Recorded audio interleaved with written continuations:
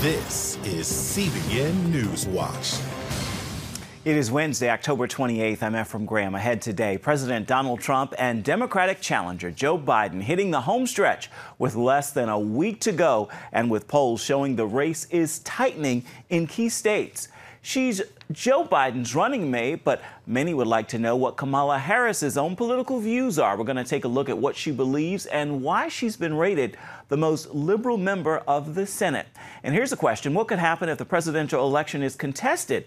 Does it go to the Supreme Court, or could the House of Representatives decide the outcome? We're going to take a look at that. And our conversation with the McClures, the husband and wife team, are worship leaders and recording artists.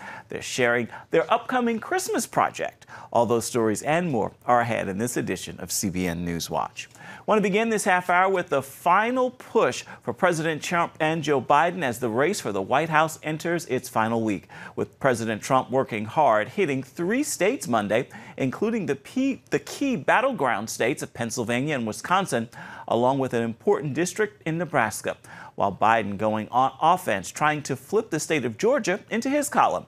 Both candidates talking about the major issues like the coronavirus and the economy, along with other important issues to their audiences.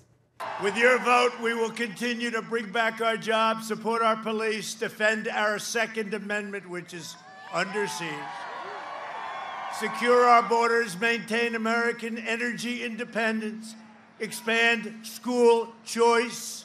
We're on track to deliver 100 million doses of a safe vaccine and a great vaccine, and that's all set. We're all set logistically. Our military is going to deliver it. It'll be done very quickly. We will act on the first day of my presidency to get COVID under control. We'll act to pass my economic plan that will finally reward work, not wealth in this country. We'll act to pass my health care plan to provide affordable, accessible health care for every American and drug prices that are dramatically lower. We'll act to pass the Biden climate plan. Former Vice President Joe Biden is considered a moderate liberal, but we want to take a look at his running mate, Senator Kamala Harris. She's publicly supported progressive policies and been rated the most liberal member of the Senate. And as Mark Martin now reports, when asked if she's a socialist in a recent interview, she responded with laughter. 60 Minutes and CBS anchor Norah O'Donnell pointed out that Joe Biden and his running mate, Senator Kamala Harris, are very different in the policies that they've supported in the past. She went on to say that Harris is considered the most liberal United States senator. Somebody said that, and it actually was Mike Pence on the debate stage. But yeah, well, actually, the nonpartisan GovTrack has rated you as the most liberal senator. You supported the Green New Deal. You supported Medicare for all. You've supported legalizing marijuana. Joe Biden doesn't support those things.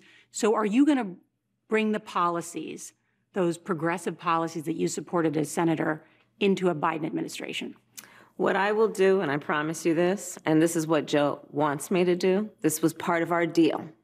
I will always share with him my lived experience as it relates to any issue that we confront. When O'Donnell asked if her perspective was socialist or progressive, Harris responded with laughter again, which prompted criticism on social media. No, it is the perspective of a woman who grew up a black child in America, who was also a prosecutor, who also has a mother who arrived here at the age of 19 from India, who also, likes hip hop.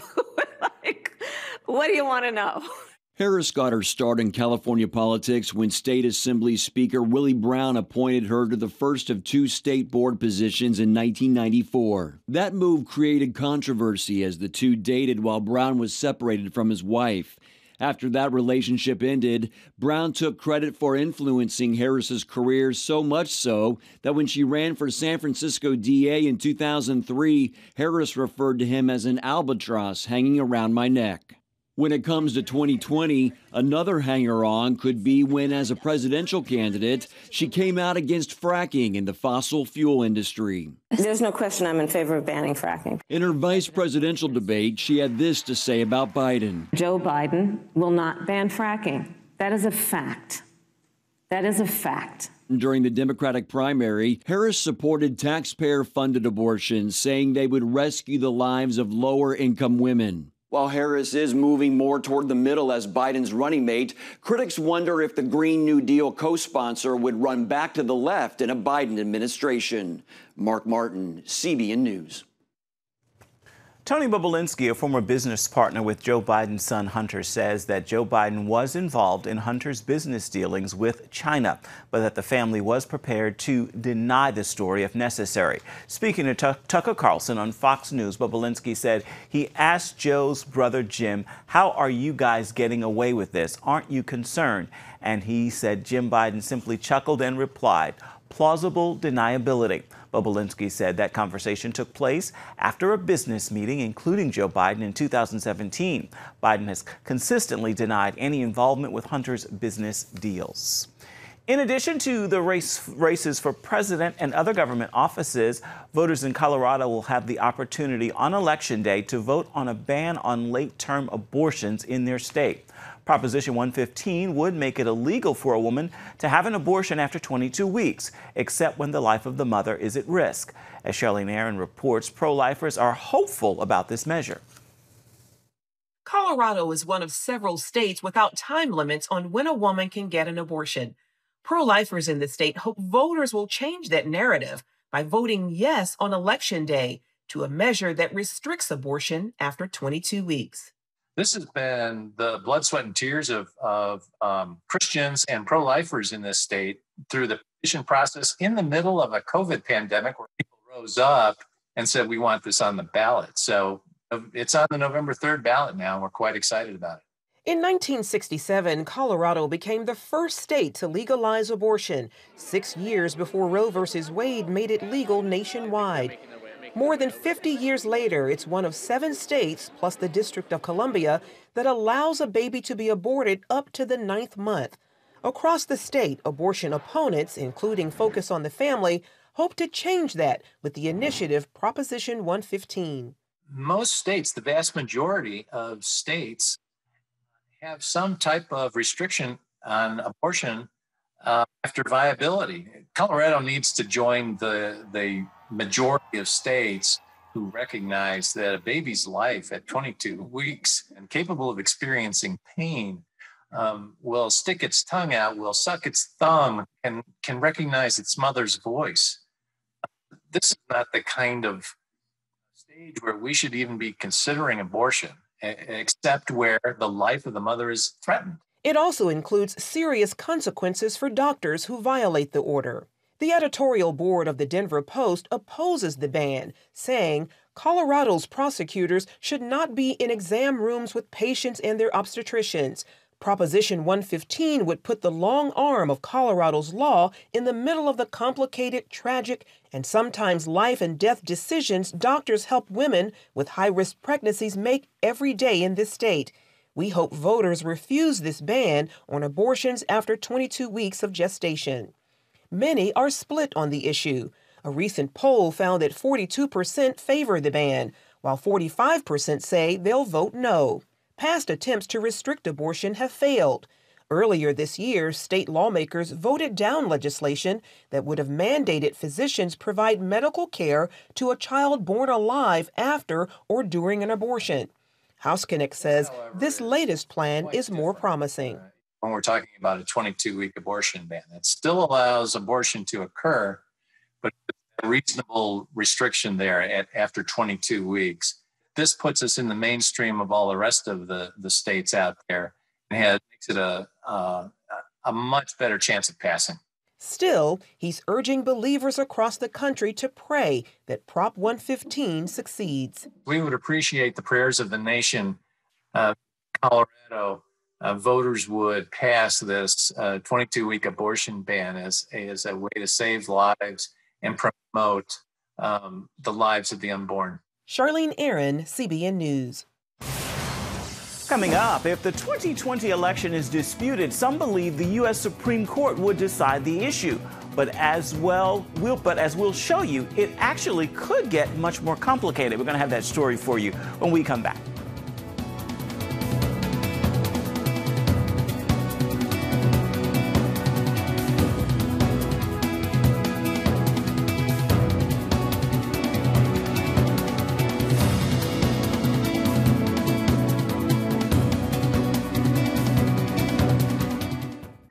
October 1st, 1961, history was made when a tiny station began transmitting the first signals of the Christian Broadcasting Network. CBN, the Christian Broadcasting Network.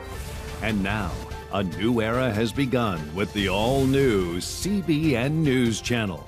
Just moments ago, the Iron Dome intercepted an incoming rocket right on the Gaza border. Administering in this area, spiritual warfare is definitely involved. A 24/7 news network, bringing you the news you want from a source you can trust. In Kenya, 40% of the medical services are actually provided by these Christian hospitals. Let's talk about the economy. Believers here are joining together to win people to Jesus Christ. All your favorite shows now in one place. Go to CBNNewsChannel.com to find out how to get the CBN News Channel on your TV all day, every day. CBN News.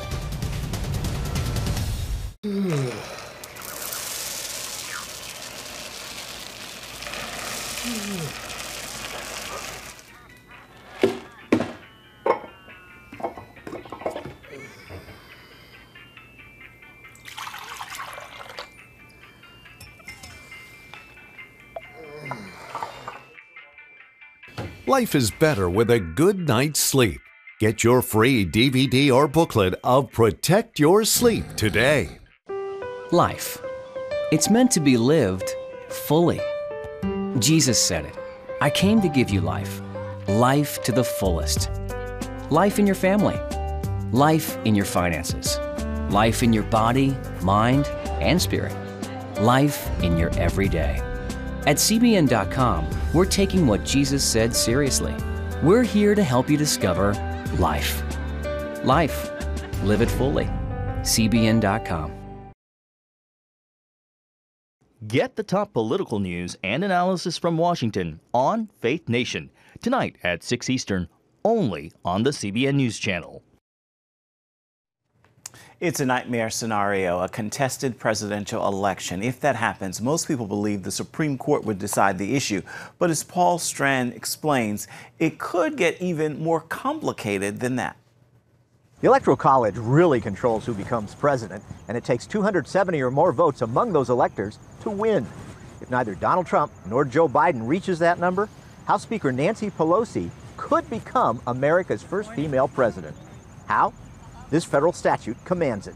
If the president has not been determined by January 20th, which is the official end of a president's term, the acting president of the United States shall become the Speaker of the U.S. House, who will remain acting president until the outcome has been determined.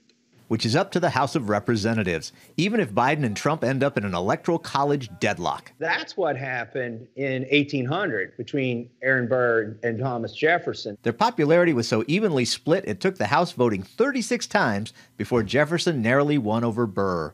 Fast forward to 2020.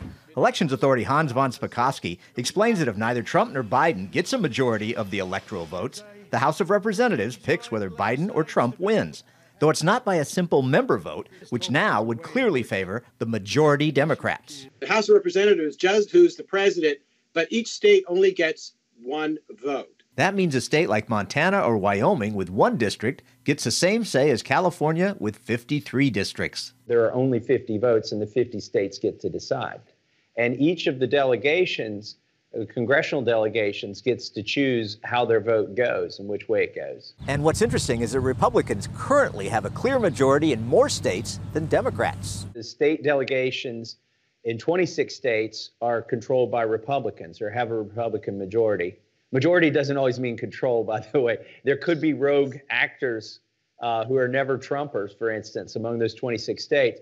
And then there are 22 states where Democrats have a majority of the delegation. So what will happen is the congressional delegation within each state, they'll take their own vote, majority wins, as to which candidate they choose, and then that state casts its one vote. That makes the November 3rd vote even more critical. Their positions are all up for election, so those state numbers could radically change. Yeah, they could. When the House has had to pick presidents before, it's meant some wild times in the back rooms of Congress. If history is any indicator, there will be a lot of horse trading and dealing going on. Like 1824, when leading statesman John Quincy Adams and Henry Clay made a backroom deal so dirty it became known as the corrupt bargain. The guy who was in second place, John Quincy Adams, cut a deal with Henry Clay, who was Speaker of the House and who was also had been running for president. And he said, I'll make you the Secretary of State if you use your sway as Speaker of the House to make sure I come out of this in first place, even though I'm going into it in second place. And lo and behold, what happens? John Quincy Adams is named president by a majority of the delegations, and Henry Clay becomes Secretary of State. Word got out that this deal had been cut, and it basically ruined Henry Clay's career. So a House vote could be corrupted, but the loudest cries of protest will likely be from those who think everything should be decided by majority votes. And why did the founders give the states so much power here, as opposed to just relying on a raw vote count? The state delegations decide, not the popular vote. Our founders, they never wanted a majority rule because that's closer to mob rule. Now America just has to wait to see if the November election results in a clear, undisputed winner of the presidency. If not, the states may have to pick come January. Or multiple lawsuits could send that decision to the Supreme Court, like in 2000. The year of the hanging Chad. Paul Strand, CBN News, Capitol Hill. Still ahead, a change of pace. Their voices are a big part of one of the most popular worship collectives. We're sitting down with the McClures and breaking news on a new project. Stay with us.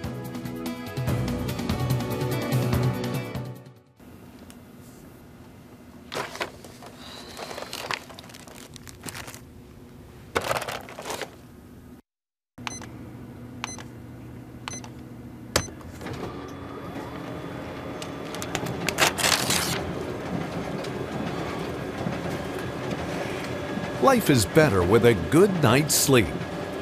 Get your free DVD or booklet of Protect Your Sleep today. I'm Ephraim Graham, and this is Studio 5. Cruise with me as I discover the good things happening in the world of music, sports, television, and movies. The fact that Ryan Coogler was going to be directing the film, I knew that something special was going to happen. We'll chat with artists at the forefront of entertainment and explore the connection between popular culture and faith. I asked my pastor, I said, well, does that mean I'm supposed to be a preacher? He says, well, no, you already have a pulpit. Watch Studio 5 Wednesday night at 9:30. Remember for a moment what it was like to be a child.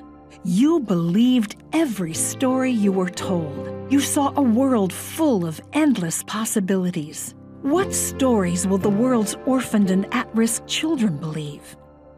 We believe the Bible tells the only story truly worth believing.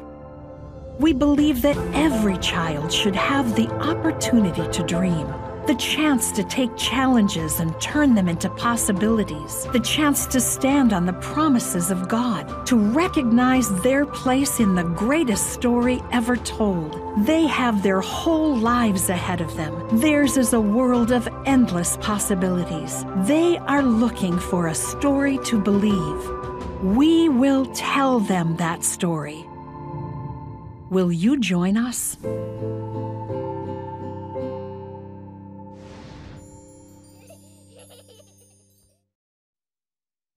And welcome back to CBN News Watch. Some breaking news, if you will, some holiday news from Bethel Music Collective and the McClures. The husband and wife, as worship leaders and recording artists, are now hard at work on a Christmas project. We had the chance to sit down with them before they released their very first solo project.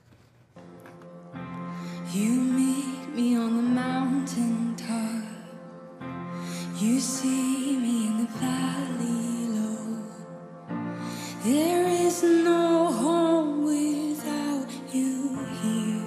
When I knew that I was going to sit down to speak with both of you, my first curiosity was, what's your love story? I know you began writing as teens together in North Carolina. How did you meet? What happened? When I was about 16 years old, my dad said, hey, my friend Rob Spradley's starting a church in Greensboro, North Carolina, where I lived, and they need a drummer. So I was a bad drummer. And so I said, yeah, I'd love to play. So Hannah's brother, Jesse, was a worship pastor. Hannah played bass.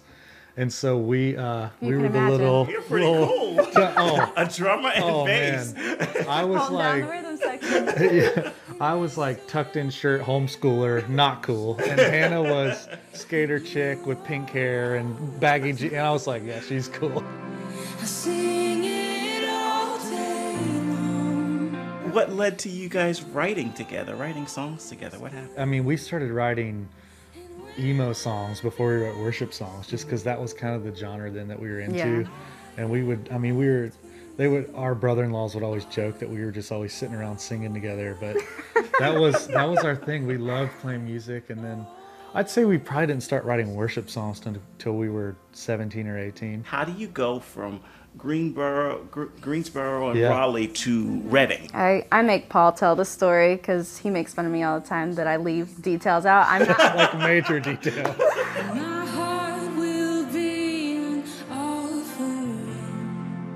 We were in North Carolina. We were worship pastors at the church that her dad started, also youth pastors. You know, small local church, you do everything. So they were like, you do music, you're cool, do the youth group. We took our youth group to an Acquire the Fire event, which is a youth group event.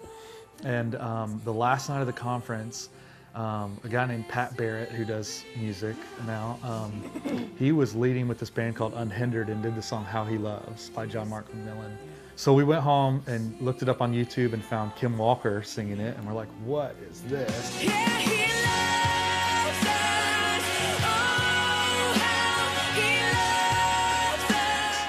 And then saw that they were from this church called Bethel Church. We'd never heard of them.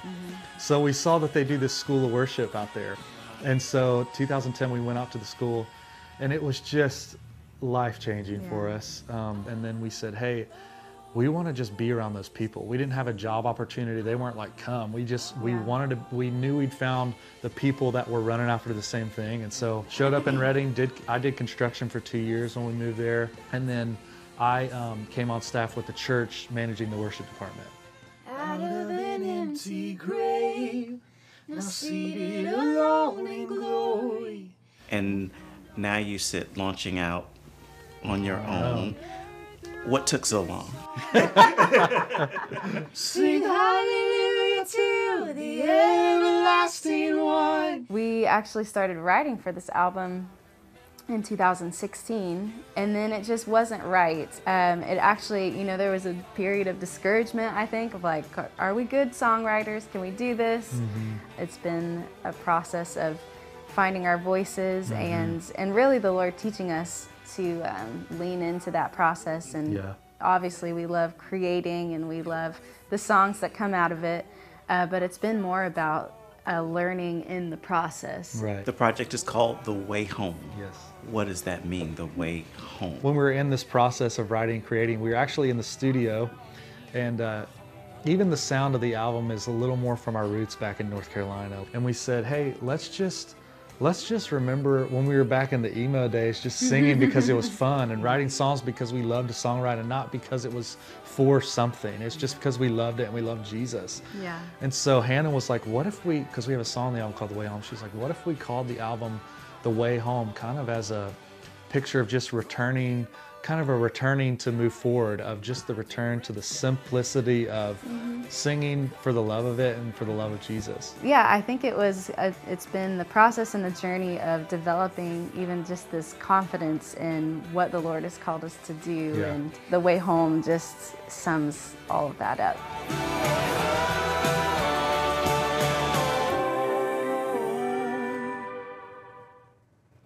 And the McClures are part of a special edition of Studio 5 tonight, featuring several members of the Bethel Music Collective. Brandon Lake and Dante Bowe will also be joining us, and you can catch Studio 5 on the CBN News Channel. It begins tonight at 9:30 Eastern Standard Time. Coming up, Kanye West talks about his dream of building a special coliseum for the purpose of worshiping God. We're going to have that story for you when we come back. Stay with us.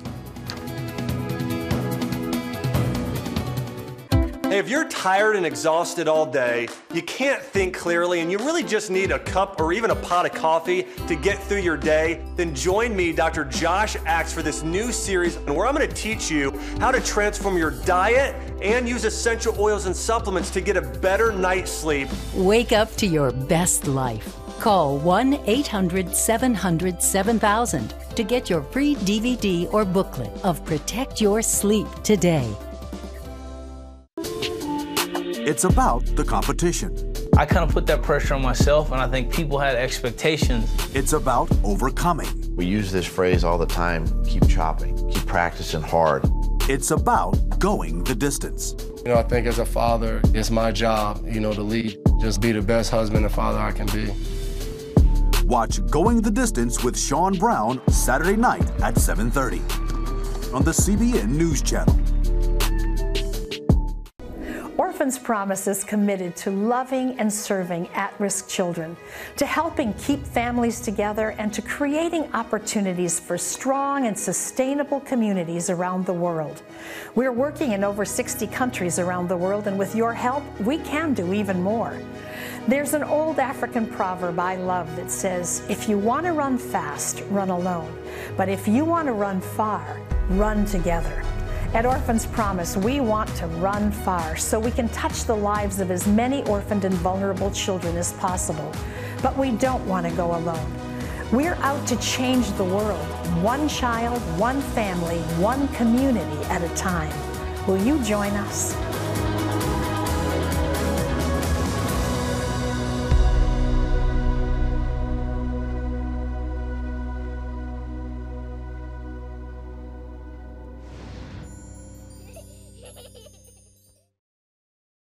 Check out the CBN News Daily Rundown podcast each weekday with me, Caitlin Burke.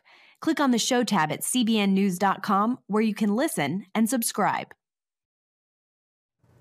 Welcome back. Rap superstar Kanye West wants to build a praise coliseum for God. He told the podcast Joe Rogan that it would be part of a gospel music university. He says it will be a place where people could train to perform and worship God with the same level of passion others dedicate to sports.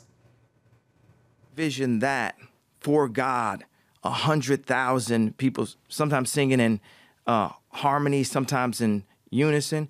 Glory, glory, oh God Almighty, we lift our hands and give you praise. West went public with his turn to Christ back in 2019. He hosted the popular Sunday services until the pandemic and produced several gospel albums. He's also, by the way, running for president as a write-in candidate. Time now for your Wednesday word, and today's word is love. Remember this, love is more than a word to be spoken and so much more than a feeling. It is an action to be taken, and it is a way of life. If you love, you give with no expectation. If you love, you do without looking for something in return. If you love, you be what someone else needs without them having to ask for help. Be loved today, give love today, and live love today. That is going to do it for this edition of CBN NewsWatch. I want to remind you, you can always find more of our programs on the CBN News Channel. You can also find them online at cbnnews.com. We would love to know what you think about the stories you've seen here today or any day. Feel free to email us at the address right there at the bottom of your screen, newswatch@cbn.com. And of course, you can always reach out and touch us on Facebook, Twitter, and Instagram. Certainly hope you'll join us again right here next time. Make it a wonderful Wednesday. We'll see you tomorrow.